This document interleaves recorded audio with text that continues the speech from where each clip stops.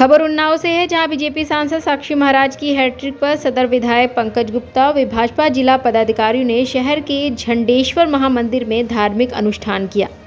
महादेव की पूजा अर्चना कर जीत से उत्साहित कार्यकर्ताओं ने जमकर आतिशबाजी की। सदर विधायक पंकज गुप्ता ने पदाधिकारियों का मुंह मीठा कराकर जीत का जश्न मनाया। वहीं राहगीरों को लड्डू खिलाकर जीत के लिए धन्यवाद दिया। जीत का जश्न मनाया जा रहा है, कितना उत्साह है? सर्वप्रथम झंडेश्वर बाबा के चरणों में नमन करता हूं और जनपद वासियों को उन्नाव की इस ऐतिहासिक जीत की हार्दिक शुभकामनाएं बधाई देता हूं। साधारणतया मैं कह सकता हूं कि यह जीत मोदी जी की केंद्र में जो सरकार चल रही उसके द्वारा जनहितकारी जो कार्य किए गए, देश विदेश में भारत का नाम गौरवान्वित किया गया, हमारी विदेश नीति, हमारी रक्षा नीति, हमारे जो गृह संबंधी विवाद थे उनको हल करने की क्षमता और साथ ही साथ गांव, गरीब, किसान, महिला, नौजवान की सेवा करने का जो काम उन्होंने किया उसकी जीत है।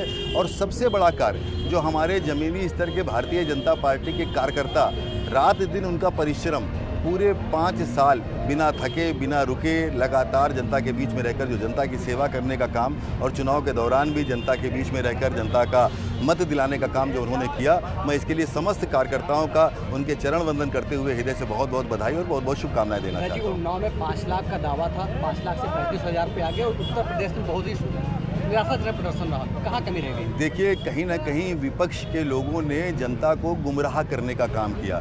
जिन मुद्दों में कोई तथ्य नहीं था, जैसे कि संविधान परिवर्तन का विषय, प्रधानमंत्री मोदी जी ने हालांकि इसके बारे में कहा कि हमारे जीते जी बाबा साहब भीमराव अंबेडकर का जो हम सम्मान करते हैं उस संविधान को कोई दुनिया की ताकत परिवर्तित नहीं कर सकती। लेकिन ऐसे भ्रामक प्रचार जिनका कोई ज़मीनी स्तर पर वजूद नहीं था, उनको जनता के बीच में लाकर जनता को गुमराह करने का काम विपक्ष ने किया। विपक्ष के पास कोई विषय नहीं था, कोई मुद्दा नहीं था, कोई कार्य नहीं था, कोई एजेंडा नहीं था, लेकिन जनता को गुमराह करने का उन्होंने काम किया। धीमे धीमे आप देख रहे हैं कि कांग्रेस पार्टी के कार्यालयों में किस प्रकार से लोग फॉर्म जमा करने और पैसा लेने के लिए दौड़ रहे हैं। तो लोगों की जो भ्रांतियाँ हैं वो टूट रही हैं, जनता जान रही, जागरूक है कि किस प्रकार से उनको छला गया। लेकिन मैं इस बात को कह सकता हूँ कि कार्यकर्ताओं की मेहनत के दम पर जो प्रलोभन, जो जनता को गुमराह करने की साजिश रची गई, उसको नाकाम करने का काम कार्यकर्ताओं ने किया और तीसरी बार मोदी जी की सरकार। जिला उन्नाव से दीपक सिंह की रिपोर्ट।